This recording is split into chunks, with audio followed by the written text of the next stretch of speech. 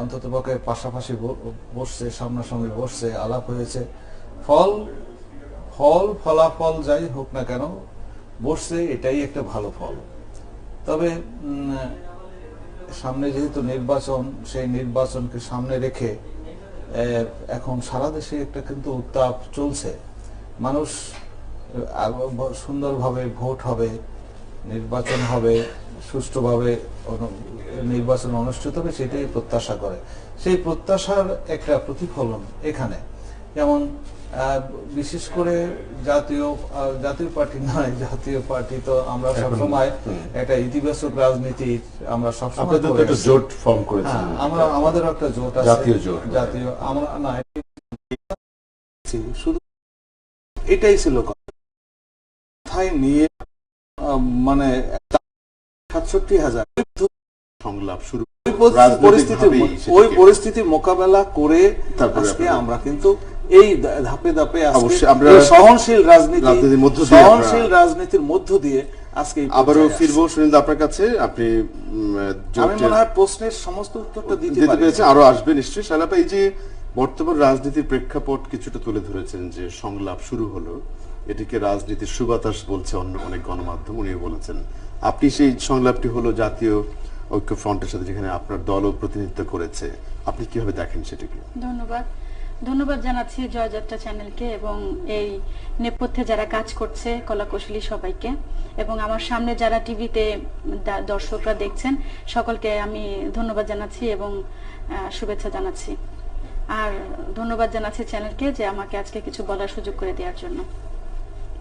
আসলে সবকিছুর শুরুটা যখন হয় তখন শেষটা যদি কোনো মানে যে কাজটা হয় সেই কাজটার যদি রিটার্নটা আসে তাহলেই সেটা ভালো, আর যদি না হয় তাহলে সেই কাজটা টোটালি আনসাকসেস অবস্থায় থেকে যায়, এটা সাকসেসফুল হয় না। তো মানে সংলাপ করলো কিন্তু সংলাপে কোনো রেজাল্ট আসলো না, তাহলে সেটা নিশ্চয়ই কি রেজাল্ট প্রত্যাশা করেছিলেন? সংলাপে জনগণ চেয়েছিল, সারা বিশ্বের মানুষ চেয়েছিল, পৃথিবীর জাতি সবাই চেয়েছিল যে সংলাপ থেকে একটা ভালো সুষ্ঠু।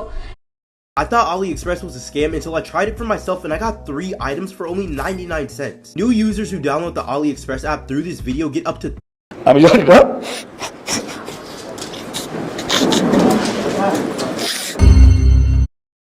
এমন একটা সমাধান আসবে যেই সমাধানের মাধ্যমে বাংলাদেশের মানুষের গণতন্ত্র ফেরত আসবে, বাংলাদেশের মানুষ তার ভোটের অধিকার ফেরত পাবে, বাংলাদেশে সেই যে এখন যেমন কোনো গণতন্ত্র নেই সেই গণতন্ত্রটা আবার ফিরে আসবে মানুষের মাঝে, এই জিনিসটা মানুষ আশা করেছিল। কিন্তু তার তো এই 3 ঘন্টার সংলাপ থেকে কি এতগুলো জিনিস পাওয়া সম্ভব কিনা? না, আমরা তো এতগুলো জিনিস পাইনি, আমরা তো শুধু 7টি দফা দিয়েছিলাম। তো 7টি দফা তো খুব বেশি কিছু না, আর এই 7টি দফাটাই কিন্তু আজকে হিসাব করে দেখতে গেলে দেখা গেছে যে এই বর্তমান যে সরকার, সেই সরকারের কি সাজানো ব্যাপার। কারণ হচ্ছে এই সরকারই কিন্তু তত্ত্বাবধায়ক সরকারে আমরা কিন্তু যে 7টি দফা দিয়েছি সেই 7টি দফার মধ্যে একটি হচ্ছে তত্ত্বাবধায়ক সরকারের অধীনে নির্বাচন দিতে হবে, এবং আরেকটা দিয়েছিলাম যে সংসদ ভেঙে দিতে হবে, সংবিধানকে পরিবর্তন করতে হবে। কিন্তু তারা কি সংবিধানকে পরিবর্তন করতে চাচ্ছে না, কিছুতেই করবে না। তার একটাই কথা, সংবিধানের মধ্যে থেকেই যা কিছু করতে হবে সংবিধানের মধ্যে থেকেই, সংবিধানকে পরিবর্তন করা যাবে না। অথচ এই সংবিধানের জন্যই কিন্তু তারা 173 দিন হরতাল করেছিল এবং হরতাল করে তারা এই সংবিধানকে পরিবর্তন করতে বাধ্য করেছে, এবং আজকে তারা ক্ষমতায় এসে সেই সংবিধানকে আবার পরিবর্তন করেছে। তাহলে এখন কেন সংবিধান আবার পরিবর্তন হবে না? এটা আমার প্রশ্ন। কারণ তারা সংবিধানকে পরিবর্তন করতে চাচ্ছে না, তাদের একটাই ভয়, জনগণের ভয়। তারা কিন্তু জনগণকে ভীষণ ভয় পায়, কারণ জনগণ তাদেরকে বিশ্বাস করে না, জনগণ তাদেরকে ভোট দিবে না, এবং তারা বুঝে গেছে। এখন কি যে কনটেক্সটটা চলছে এই সময়ের মধ্যেও আপনি যেটা বলছেন সংবিধান পরিবর্তন করে এত বড় দাগের কাজগুলি করা সম্ভব? আপনি মনে করেন? হ্যাঁ, অবশ্যই সম্ভব। সংবিধান পরিবর্তন করতে তো বেশি সময় লাগে না। অবশ্যই ডক্টর কামাল হোসেনও বলেছেন যে অল্প সময়ে সেটা করা সম্ভব। অল্প সময়ে করা সম্ভব। তারপর হচ্ছে সেনাবাহিনী মোতায়েন করতে বলেছি, কারণ আপনারা দেখেন এখন দেশে যে নৈরাজ্য চলছে, যে দেশের যে দুরবস্থা মানুষের, মানে সাধারণ জনগণদের পাশাপাশি আমরা যারা বিরোধী দল করছি, বিরোধী দলও না আমরা, আসলে ঠিক আমরা যেভাবে কত কষ্টের মধ্যে জীবনযাপন করছি এই কথাটা শুধু একমাত্র আমরাই বলতে পারি। গুম, খুন, হত্যা মামলা, নির্যাতন এইগুলো আছেই। জেল জুলুম ছাড়া কোনো কথা নাই। আমাদের নেতাকর্মীরা ঘরে ঘুমোতে পারে না, আমাদের নেতাকর্মীরা পালিয়ে বেড়াচ্ছে, এবং আমরাও পর্যন্ত সারাক্ষণ ভীতির মধ্যে থাকি, কখন না জেলে ঢুকে যায়, কখন না নিয়ে যায়, কখন না কি হয়ে যায়। তো এই পরিস্থিতি নির্বাচন অনুকূলে না বলে আপনি মনে করেন? হ্যাঁ, অনুকূলে কি না করা যেতে পারে? এখন হচ্ছে যাদের নামে মামলা দিয়েছে মিথ্যা মামলা, এগুলো তো সত্যি মামলা না, আপনি জানেন ভৌতিক মামলাও হয়েছে। এই মিথ্যা মামলাগুলো পরিহার করতে হবে, এবং আমাদের দেশনেত্রী বেগম খালেদা জিয়াকেও যে মিথ্যা মামলা দিয়েছে জনাব আমাদের ভাইস চেয়ারম্যান জনাব তারেক রহমান, তার নামেও যে মিথ্যা মামলা দিয়েছে, এগুলোকে মিথ্যা মামলা যেহেতু এগুলোকে সরাতে হবে, সরে এদেরকে রিলিজ করতে হবে, মুক্ত করে দিতে হবে। মুক্ত না করলে তো সমাজে কখনোই একটা নির্বাচন দাবির মধ্যে এক নম্বর। হ্যাঁ, 1 নম্বর দাবি, এবং নির্বাচন কিন্তু কখনোই সুষ্ঠু হতে পারে না। সেই সংলাপে কি 1 নম্বর দাবি সম্পর্কে কিছু আলোচিত হয়েছে বলে মনে হয় আপনার কাছে? না, এরকম কিছুই হয় না। কারণ হচ্ছে দেখেন, গণতন্ত্রের মা হচ্ছে দেশনেত্রী বেগম খালেদা জিয়া। সেই গণতন্ত্রকে আপনি বন্দী রেখে কি কখনো গণতন্ত্র ফেরত আনতে পারবেন? নেত্রীকে আটকে রেখে আপনি কখনো দেশে গণতন্ত্র ফেরত আনতে পারবেন না। আমাদের নেত্রীকে মুক্ত করতে হবে, এবং মুক্ত করেই কিন্তু নির্বাচনে দিতে হবে। এখন আপনারা চান যে আমরা নির্বাচনে আসি, আবার আপনারাই হচ্ছে নির্বাচনে আসার সুযোগটা করে দিবেন না, তাহলে তার হবে না। কিন্তু আমি জাস্ট কম্পেয়ার করছি না, কিন্তু একটা দলের প্রধান জেলে থেকেও অনেকে বলেন যে নির্বাচন করেছেন ওনারা। তো আপনাদের কি সেরকম পরিস্থিতির ব্যাপারে কোনো অপশন আছে যে কোনো কারণে মুক্ত হলো না কিন্তু আপনাকে নির্বাচনে যাবেন? দেখেন, এই বিষয়টা হচ্ছে এটা অনেক বড় একটা বিষয়, ডিসিশন। এটা হচ্ছে আমাদের পার্টির সিনিয়ররা আছেন, এটা তারাই ডিসিশন নেবেন। এই ডিসিশনের ব্যাপারে আমি কিছু বলবো না, আর আমার বলাটাও ঠিক হবে না। কারণ হচ্ছে পার্টি অনেক ভালো বুঝে, পার্টি যখন পরিবেশ পরিস্থিতি অনুযায়ী কখন কখন কি করতে হবে। সুনীল একটু সাপ্লিমেন্ট করবেন উনি বলেছেন, কিন্তু আমি যদি লাস্টের জিজ্ঞেস করি আপনার কাছে এই রাউন্ডে, সেটা হচ্ছে যে যখন সংলাপ শুরু হয়েছে ঐক্যফ্রন্টের, আবারও শোনা গেছে ছোট পরিসরে আবারও হতে পারে, সরকারও বলছেন। তো এই দাবিগুলো নিয়ে আলোচনা হলে পরে তফসিল ঘোষণা হলে দেন নির্বাচন হতে পারে, আপনি এটাই বলছেন, তাড়াহুড়া করে নয়? দেখেন, এখন হচ্ছে সংলাপ আবারও হতে পারে, আবারও হতে পারে, আবারও হতে পারে, অনেকবারই হতে পারে। এখন সেই সংলাপের সমাধানে তো আসতে হবে। এখন এটা যদি শুধু আই ওয়াশ হয়ে থাকে, জনগণকে দেখানোর জন্য হয়ে থাকে, তাহলে তো এই ধরনের সংলাপ হলে কি আর না হলে কি? এই সংলাপ আই ওয়াশ কিনা সুনীল দা, বা আপনার কিছু পয়েন্ট ছিল আগে বলতে চেয়েছিলেন? উত্তর করেন বলে যাবেন। আমরা তো দফা দিয়েছি 7টা, পয়েন্টটা হচ্ছে যদি এখন বসছেন, এখন সেটা হবে না, ফল হবে না, এটা বলা তো নিরর্থক। আমি কি কিছু অ্যাড করতে পারি এখানে? আমি একটু মানে পয়েন্টটা হচ্ছে যদি এই যে 7 দফা যদি আপনি মানেই নিবেন না, আপনি মানবেনই না 7 দফা, তবে কেন আপনি আহ্বান করেছেন যে আসার জন্য? মানে কোন রিজিড এজেন্ডা নিয়ে তো সংলাপ হয় না।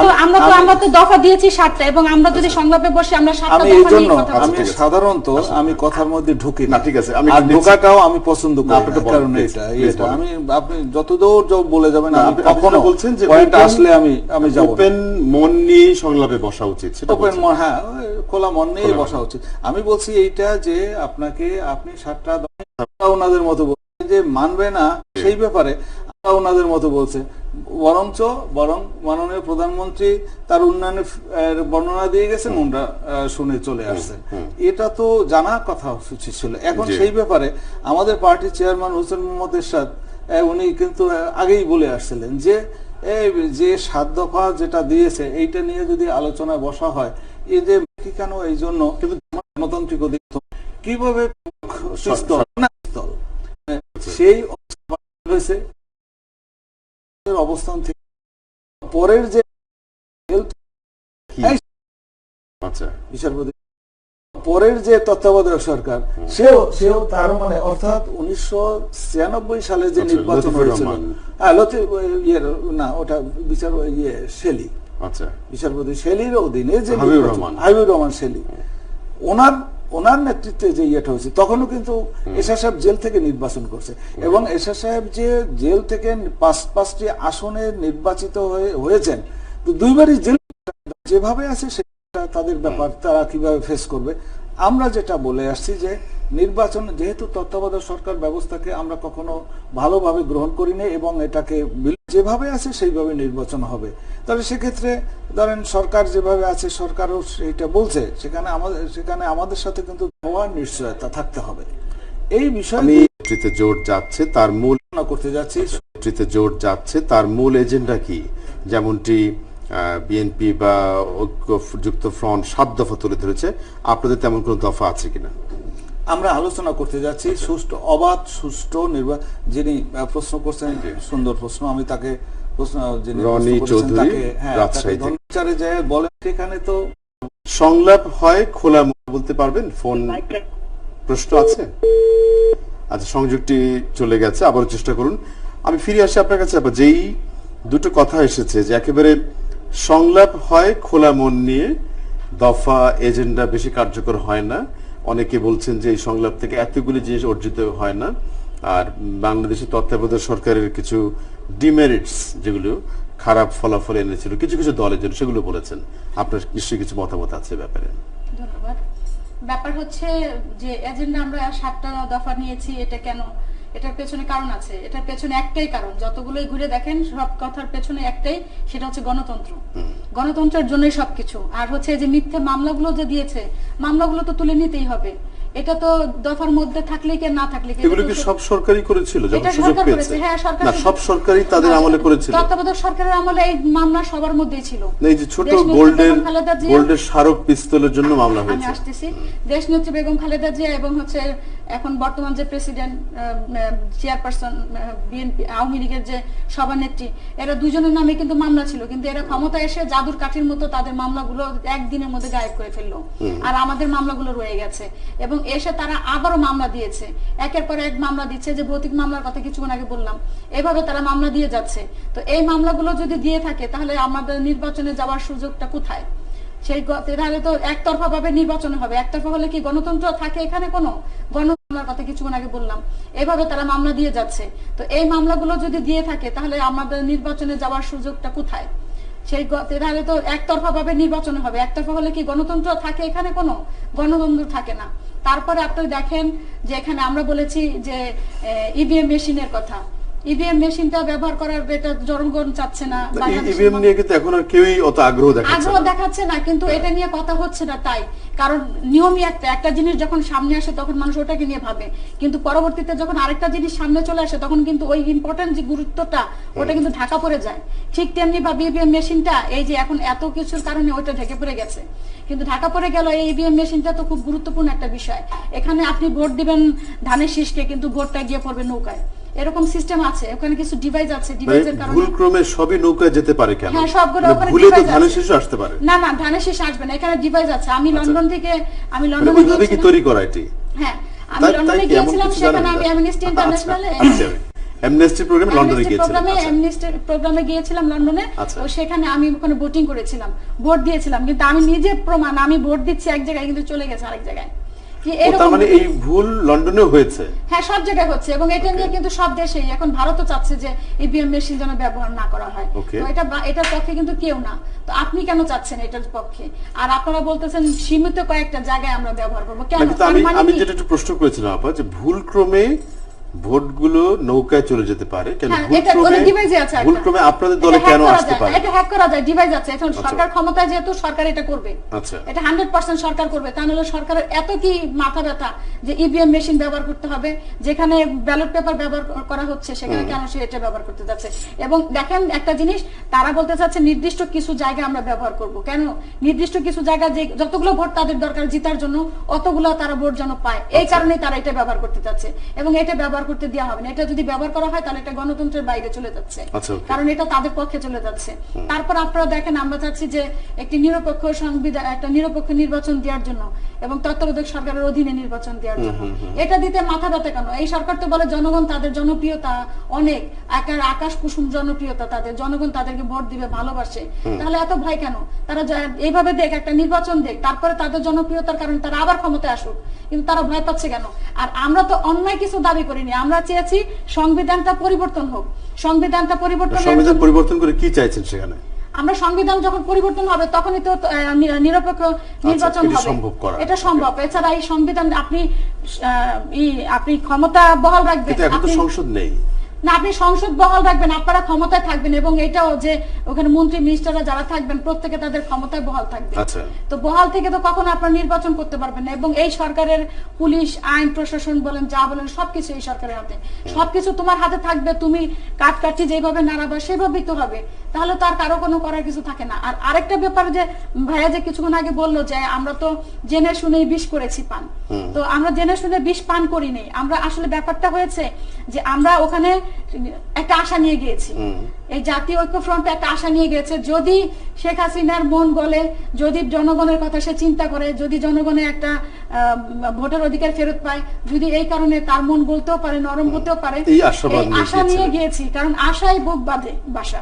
কিন্তু পরে দেখলেন যে জনসভা সমাবেশের উপরে এক ধরনের নিষেধাজ্ঞা ছাড়া কিছু মানা হয়নি। কিছুই মানা হয় না। তিনি আপনি চিঠিটা পড়েছেন, চিঠিটার মধ্যে লেখা আছে যে কি সংবিধান ঠিক রেখেই তারপর সবকিছু করা হবে, এরকম একটা চিঠিটার মধ্যে লেখা আছে যে কি সমাবেশের উপরে এক ধরনের নিষেধাজ্ঞা ছাড়া কিছু মানা হয়নি। কিছুই মানা হয় না। আপনি চিঠিটা পড়েছেন, চিঠিটার মধ্যে লেখা আছে যে কি সংবিধান ঠিক রেখেই তারপর সবকিছু করা হবে, এরকম একটা লেখা আছে। তো সংবিধান ঠিক রেখে, সংবিধানকে বহাল রেখে সবকিছু করতে হবে জানার পরও আমরা গিয়েছি।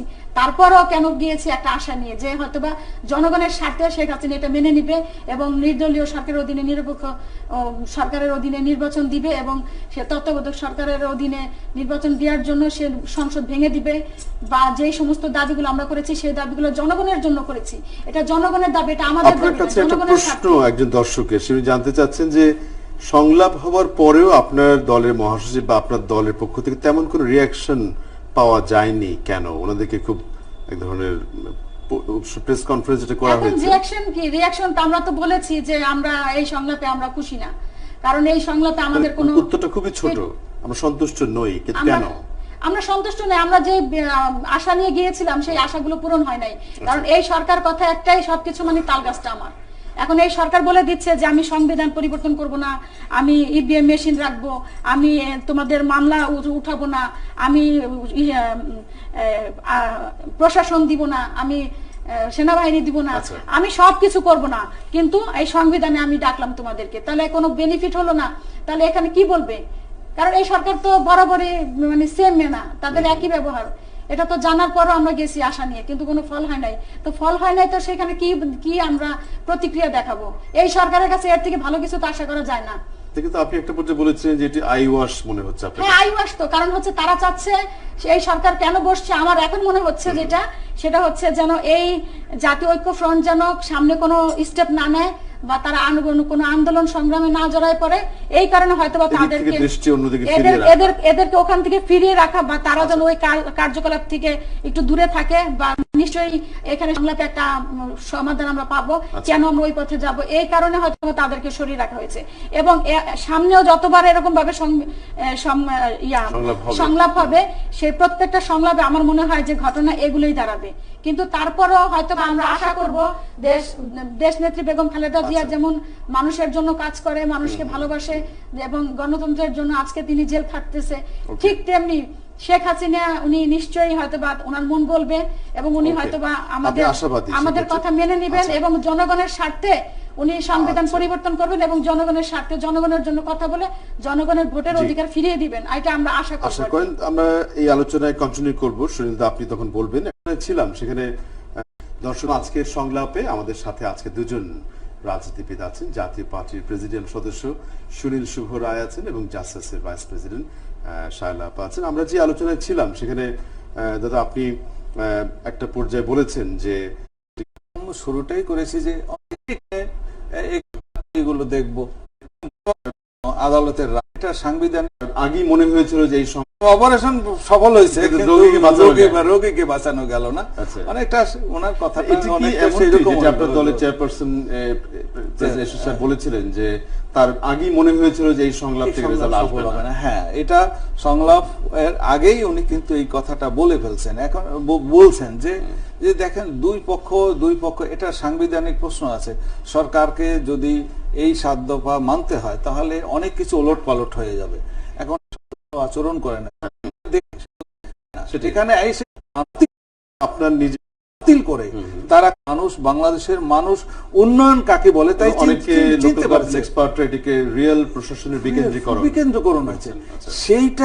সেইটাকে যারা বাতিল করে তারা কি দেশপ্রেমিক সরকার হিসেবে তাদের চিহ্নিত করা যায় বলেন? আসলে আমি সেইটা আমি একটা প্রতিহিংসা রাজনীতির কথা বলেছেন। আমি একটা তথ্য যোগ করতে চাই। আপনারা দুজনই আমি জানি যে দুটো নির্বাচনী আসনকে প্রতিনিধিত্ব করেন। আপার সময় আমি বলবো আপারটি ফরিদপুর 4 থেকে আপনি নির্বাচন করতে চাইছেন, আমরা দেখেছি গণমাধ্যমে। সুনীল শুভ রায়ের আপনার নিজেরও প্রচারণা, আমি নিজেও খুলনা যখন গিয়েছি সম্প্রতি দেখেছি খুলনা 1 আসন থেকে আপনার কার্যক্রম পাবলিসিটি করছেন। এখন আমি কথাটা এই জন্য তুললাম, আপনার দল যখন সংলাপে যাচ্ছে একই সাথে আপনারা কি প্রার্থী নির্বাচন সম্ভব কারা হতে পারে সেগুলো নিয়ে কাজ করছেন কি? আমরা তো ওভারঅল আমরা তো আপনি এই যাবৎকালের বিগত দীর্ঘ কয়েক মাসের আমাদের বক্তব্যগুলো যদি শুনে থাকেন বা পত্রপত্রিকা যদি দেখে থাকেন, আমরা বলে আসছি যে 300 জনের আগে নির্বাচন করে প্রার্থী কে কোন আসন থেকে? আপনি ফরিদপুর 4 থেকে জনপ্রতিনিধি নির্বাচন করেছিলেন এবং প্রশ্নটা হচ্ছে এরকম যে যখন সংলাপ আপনারা চালিয়ে যাচ্ছেন একই সাথে আমরা দেখছি বিভিন্ন দলের নির্বাচনী ম্যানিফেস্টো নিয়ে কাজ হচ্ছে, সম্ভাব্য প্রার্থী নিয়ে কার্যক্রম চলছে। এই স্ট্যাটাসটা কেমন আপনাদের দলে? আমাদের দলেও চলছে। আমাদের দলে তো ইতিমধ্যে অনেক সার্ভে করেছে যে কারা কারা নির্বাচন করবে এবং এক একটা কেন্দ্রে এক একটা সেন্টার থেকে যারা যে কোনো আসন থেকে 3জন 4জন করে অলরেডি নির্বাচন করে বাছাই করে রেখেছে যে এ না হলে অপশন 1 2 3 এরকম। হ্যাঁ 1 2 3 এইভাবে করা আছে। আমাদের 300 আসন কিছু নাম তো আমরা পেপারে দেখলাম এসেছে। হ্যাঁ এসেছে কিছু নাম এবং কিছু নামগুলো আবার ভুলও এসছে। ও আচ্ছা। তো এটা হলো কথা। আর হচ্ছে আমাদের মানে তৃণমূলে আমাদের মাঠ খুবই শক্তিশালী, জনগণের কাছে আমাদের বেশি জনগণ আছে। তারপর হচ্ছে আমাদের মাঠের মধ্যে বিএনপির মাঠ গোছানো আছে মোট কথা। নির্বাচন কালকে হলে কালকে বিএনপি স্ট্রং। কিন্তু সরকার থেকে মাঝে মাঝে বলা হয় সাংগঠনিকভাবে বিএনপির না বিএনপি কখনোই সাংগঠনিকভাবে দুর্বল না। বিএনপি সাংগঠনিকভাবে শক্তিশালী এবং এখনো শক্তিশালী। বিএনপি কালকে নির্বাচন হলে কালকে নির্বাচন মোকাবেলা করার মতো ক্ষমতা রাখে বিএনপি। তাদের তৃণমূলে খুব শক্তিশালী বিএনপি জনগণ নিয়ে। এবং আমাদের এজেন্টও আছে, এজেন্ট আমরা কারে কারে এজেন্ট দিতে পারবো। আমরা এজেন্ট অনেকগুলোকে আমরা করে রেখেছি, সাপ্লিমেন্টারি রেখেছি।